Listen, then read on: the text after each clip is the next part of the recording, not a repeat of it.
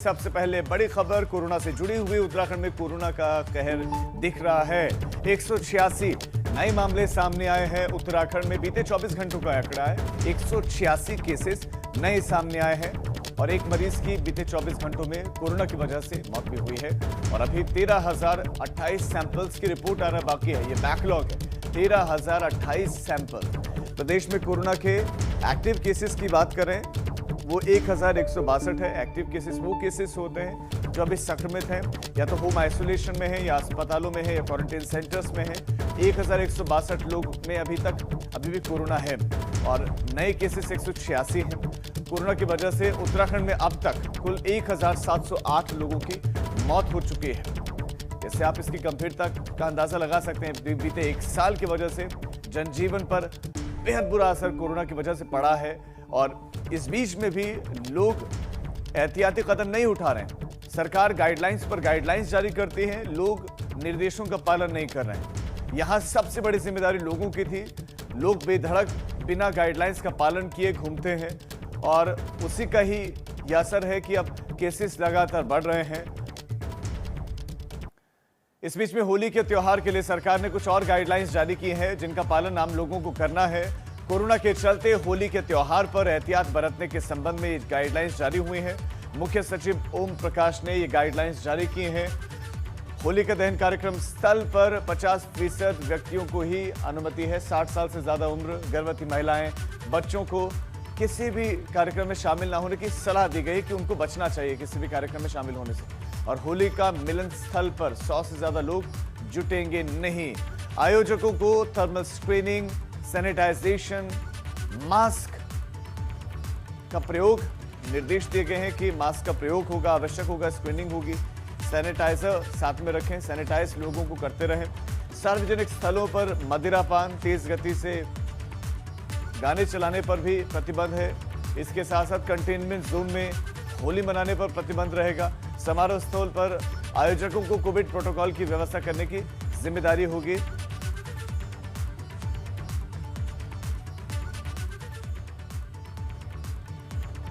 तो कोरोना का आंकड़ा हमने आपके सामने रखा, जिसको देखते हुए राज्य सरकार ने भी होली को लेकर गाइडलाइंस जारी कर दी हैं।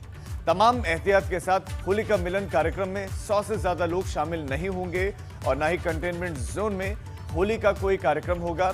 खबर पर हमारे संवाददाता रवि कैंतुरा हमारे साथ जुड़ गए हैं ज्यादा जानकारी के साथ। रवि, 100 से ज्यादा लोग इकट्ठा नहीं होंगे, 100 लोग या 100 से कम 99, 98 इतने लोग भी इकट्ठा होंगे तो भी तो खतरा उतना ही रहेगा।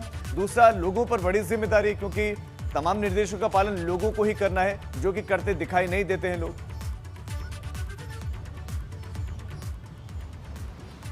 जी बिल्कुल राजीव, देखिए जो एक क्षमता निर्धारित की गई है वो ये क्षमता है कि जिस तरीके से अगर कहीं पर जिस जगह पर होली का दहन हो रहा है या होली के जो कार्यक्रम है और वहाँ पर 100 लोगों की अगर वहाँ पर क्षमता है तो वहाँ पर 50 लोग ही एकत्रित हो सकेंगे।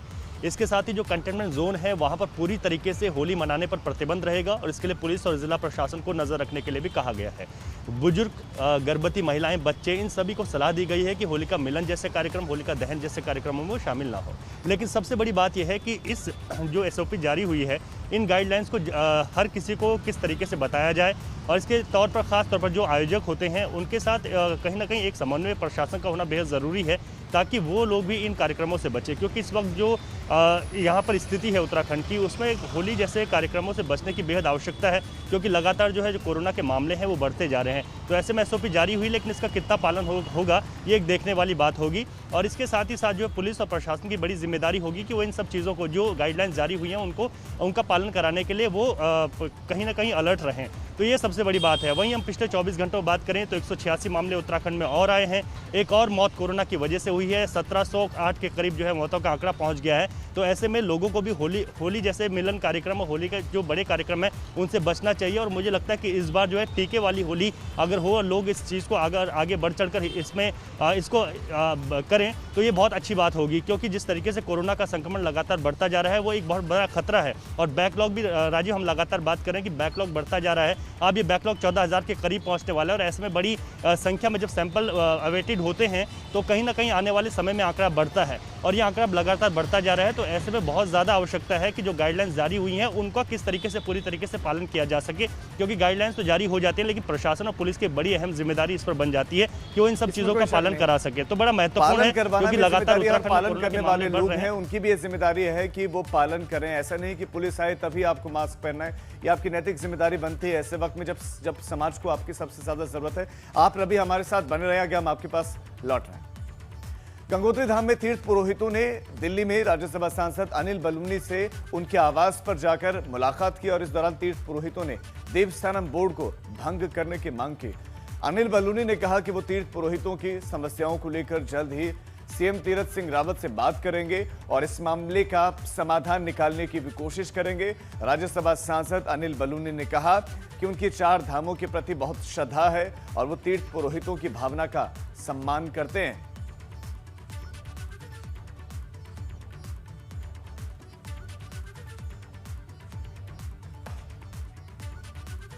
सल्ट विधानसभा उपचुनाव से जुड़ी हुई बड़ी खबर, कांग्रेस और बीजेपी ने प्रत्याशियों के नाम का ऐलान अब तक किया नहीं है और ऐसे में दोनों ही पार्टियों में असमंजस की स्थिति स्पष्ट दिख रही है। दोनों ही पार्टियों ने कैंडिडेट के नाम का ऐलान नहीं किया है अभी तक और ऐसे में अब सिर्फ एक दिन बचा है नामांकन दाखिल करने के लिए और वो दिन है 30 मार्च का। सिर्फ 30 मार्च को ही नामांकन हो सकता है। उत्तराखंड में आज से 3 दिन तक सार्वजनिक अवकाश है। कल 4 निर्दलीय उम्मीदवारों ने नामांकन पत्र दाखिल किए। निर्दलीयों ने तो नामांकन दाखिल कर दिया, लेकिन बीजेपी और कांग्रेस की तरफ से जो प्रतिद्वंदी हैं, उनकी तरफ से कोई नाम अभी तक स्पष्ट नहीं है। किसी एक नाम पर सहमति बन नहीं पाई है, किसी एक नाम का ऐलान किया नहीं गया और आखिरी जिस दिन जो आखिरी तारीख है नामांकन दाखिल करने की, ठीक उसी दिन अब अनाउंसमेंट करना होगा। हमारे संवाददाता रवि हमारे साथ लगातार बने हुए हैं। रवि, इतने दिन बीत गए, ये उम्मीद थी कि आजकल नाम का ऐलान हो जाएगा और ऑलमोस्ट किसी एक नाम पर सहमति बन गई है, लेकिन ये देरी क्या ये दर्शाती है कि किसी एक नाम तक नहीं पहुंच पाई, ना कांग्रेस ना बीजेपी सहमति नहीं बन पा रही किसी एक नाम पर।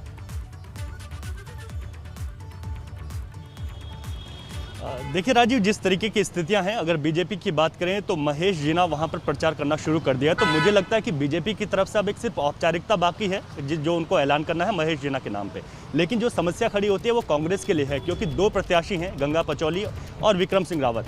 तो यहाँ पर कहीं ना कहीं की, क्योंकि दोनों ही प्रत्याशी इस बार टिकट की मांग कर रहे हैं और जानकारी ये भी है कि कांग्रेस के 2 खेमे, यानी कि एक खेमा ये चाहता है कि गंगा पचौली जो पिछली बार सल्ट से जिनको टिकट मिला था उनको टिकट मिले, दूसरा जो रणजीत सिंह रावत है उनके बेटे को टिकट चाहते हैं। तो हो सकता है कि इस पर एक बड़ा मंथन अभी चल रहा हो और एक प्रत्याशी, क्योंकि एक प्रत्याशी का वहां से ऐलान होना है, लेकिन अब मंथन के लिए भी वक्त ज़्यादा नहीं है। अब सिर्फ एक दिन का वक्त है, 30 तारीख को नामांकन की आखिरी दिनांक है और ऐसे में अब कांग्रेस को अपना नाम फाइनल करना होगा। तो बीजेपी की तरफ से कहीं ना कहीं अब औपचारिकता बाकी है, लेकिन कांग्रेस में अभी 2 नामों में से एक नाम होना है, जिन 2 नामों पर अभी संशय बना हुआ है। तो ऐसे में क्योंकि अब चुनाव होना है और ये उपचुनाव बहुत महत्वपूर्ण रहेगा भाजपा और कांग्रेस के लिए, क्योंकि इस सीट पर जो जीत इस बार होगी ये सीधे 2022 को से जोड़ी हुई देखी जाएगी। उसके पीछे की वजह है कि जनता का रुख 4 सालों बाद भाजपा और कांग्रेस को लेकर क्या है, ये एक बड़ी देखने वाली बात होगी। तो जो सल्ट उपचुनाव है, क्योंकि 17 तारीख को वहां पर चुनाव होने हैं और ऐसे में अभी तक दोनों ही बड़ी पार्टियां जिन्होंने अपने प्रत्याशियों का ऐलान नहीं किया, हालांकि महेश जीना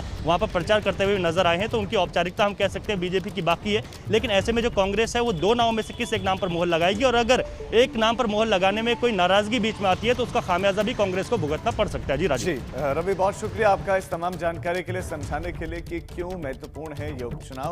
दरअसल विधानसभा उपचुनाव को लेकर 3 नामांकन जो है आपको बता दें कि जारी किए गए हैं। सार्वजनिक स्वराज पार्टी के प्रत्याशी Sher Singh Rawat, peoples party of India democratic के नंद किशोर व निर्दलीय सुरेंद्र सिंह ने नामांकन पत्र दाखिल किया है। तो 3 दावेदारों ने नामांकन पत्र प्राप्त भी किए हैं। एक बड़ी खबर आपको देते हैं, बीजेपी प्रभारी, उत्तराखंड बीजेपी प्रभारी दुष्यंत गौतम का मसूरी का दौरा, जहां पिक्चर पैलेस सभागार में बैठक करने वाले हैं। एक बैठक है पिक्चर पैलेस सभागार में, मसूरी मंडल की कार्यकारिणी के साथ वो बैठक करने वाले हैं। बैठक में आगामी चुनावों की तैयारियों की समीक्षा होगी। तो दुष्यंत गौतम जो कि बीजेपी के प्रभारी हैं उत्तराखंड के, वो मसूरी में एक बैठक लेने वाले हैं। पिक्चर पैलेस सभागार में बैठक आयोजित की गई है और कार्यकारिणी के साथ ये बैठक बताई जा रही है। सल्ट उपचुनाव को लेकर बीजेपी की तरफ से मंथन हो रहा है और इस पर मंथन के लिए बीजेपी के प्रदेश प्रभारी दुष्यंत गौतम भी देहरादून में मौजूद हैं। प्रदेश प्रभारी ने कहा कि सल्ट उपचुनाव को लेकर अभी कोई तस्वीर साफ नहीं हुई है। सांसद अजय भट्ट के नेतृत्व में 5 सदस्यीय टीम सल्ट भेजी जा रही है। ये टीम वहां पर चुनाव तक रहेगी। सल्ट में पार्टी प्रत्याशी का चेहरा जल्द घोषित कर दिया जाएगा। अब 30 तारीख को ये माना जा रहा है कि उस दिन औपचारिक ऐलान हो जाएगा, क्योंकि नामांकन दाखिल करने की आखिरी तारीख है। शर्मा जो पूर्व विधायक रहे अल्मोड़ा के, वो भी उसमें रहेंगे। अजय भट्ट जी जो पूर्व में अध्यक्ष भी रहे हैं और इस समय सांसद हैं, वो भी वहाँ रहेंगे। धन सिंह रावत जी उसमें रहेंगे। यशपाल आर्य जी उसमें रहेंगे। सुरेश भट्ट जी उसमें रहेंगे। इस प्रकार ये 5 हमारे वरिष्ठ नेता हैं जिनको अलग अलग करके वहाँ एक जिम्मेदारी दी गई है। इससे अलग सभी वरिष्ठ जो हमारे लोग हैं उनसे काफ़ी देर तक चर्चा हुई।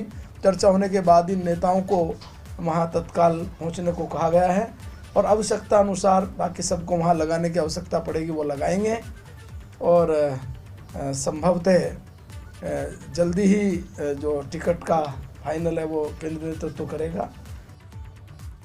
तो जल्दी फाइनल कर लिया जाएगा कि प्रत्याशी कौन है, लेकिन इस बीच में एक टीम दौरे पर रहेगी सल्ट के और वो हर एक मंत्री को, हर एक शख्स को एक जिम्मेदारी सौंपी गई है। इस बीच में एक बड़ी खबर आपको देते हैं। यूपी उत्तराखंड समेत देश में तेजी से फैल रहा है कोरोना और बीते 24 घंटों में जो आंकड़ा आया है वो बहुत चिंताजनक है। बीते 24 घंटों में 62,258 केसेस आए। 62,258 केसेस आए हैं। एक दिन के अंदर कोरोना से 291 मरीजों की मौत हो गई है। यूपी, उत्तराखंड और देश का आंकड़ा, बहुत बड़ी खबर इस वक्त आपको देते हैं। 62,000 से ज्यादा केसेस, 62,258 केसेस आए बीते 24 घंटे में कोरोना के। एक दिन के अंदर कोरोना से 291 मरीजों की मौत हुई है और अभी भी देश में 4,52,647 एक्टिव केसेस हैं। बहुत बड़ी खबर इस वक्त आपको देते हैं। 62,258 नए कोविड-19 केसेस आए हैं।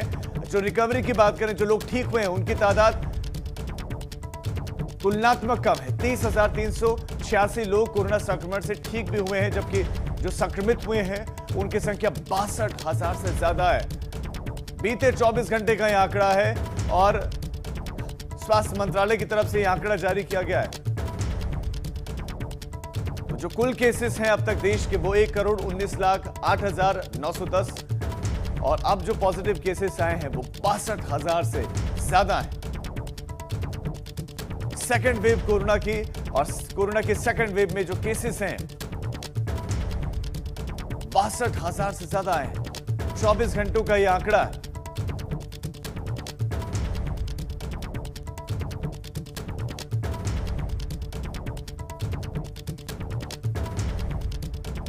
दो दिन के हरिद्वार के दौरे पर मुख्य सचिव ओम प्रकाश, लेकिन उससे पहले कुछ तस्वीरें आपको दिखाते हैं। प्रधानमंत्री नरेंद्र मोदी पूजा अर्चना कर रहे हैं। ये तस्वीरें आ रही हैं। बंगाल में पहले चरण के लिए वोटिंग जारी है सुबह से ही और इस बीच में तस्वीरें आई हैं। प्रधानमंत्री नरेंद्र मोदी पूजा अर्चना कर रहे हैं, बांग्लादेश के दौरे पर हैं। कल भी आपने तस्वीरें देखी थी और इस वक्त मंदिर में पूजा अर्चना करने के लिए प्रधानमंत्री नरेंद्र मोदी पहुंचे हुए बंगाल की माफ कीजिएगा, बांग्लादेश की तस्वीरें हैं और यहां जशोदेश्वरी ये मंदिर और 400 साल पुराना ये मंदिर बताया जा रहा है। जशोदेश्वरी मंदिर में पूजा अर्चना करने के लिए मान्यता है और करीब 400 साल पुराना ये मंदिर बताया जा रहा है और उसी मंदिर में पूजा अर्चना करने के लिए और नतमस्तक है, हाथ जोड़े हुए हैं प्रधानमंत्री नरेंद्र मोदी। ये बांग्लादेश से तस्वीरें आप देख रहे हैं।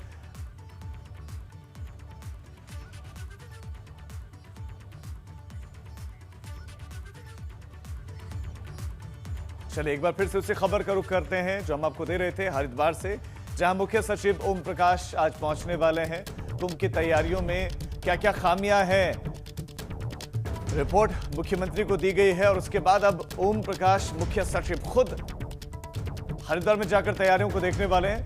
दरअसल हाईकोर्ट की एक टीम ने भी निरीक्षण किया था, तैयारियों को देखा था और कुंभ मेले की तैयारियों से हाईकोर्ट की टीम संतुष्ट नहीं।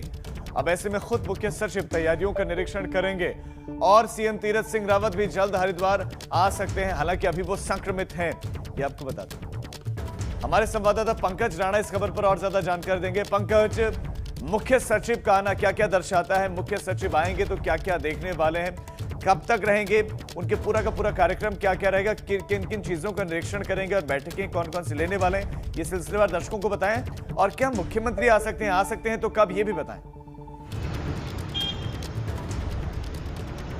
बिल्कुल राजीव, देखिए 10:30 बजे के करीब मुख्य सचिव ओम प्रकाश पहुंचेंगे हरिद्वार दौरे पर और इनका 2 दिवसीय दौरा है। आज और कल वो हरिद्वार में ही रहेंगे। आज वो तमाम जो कार्य हुए हैं उसका स्थलीय निरीक्षण करेंगे और कोरोना को लेकर किस तरह की व्यवस्थाएं बनाई गई हैं उनका भी निरीक्षण करेंगे।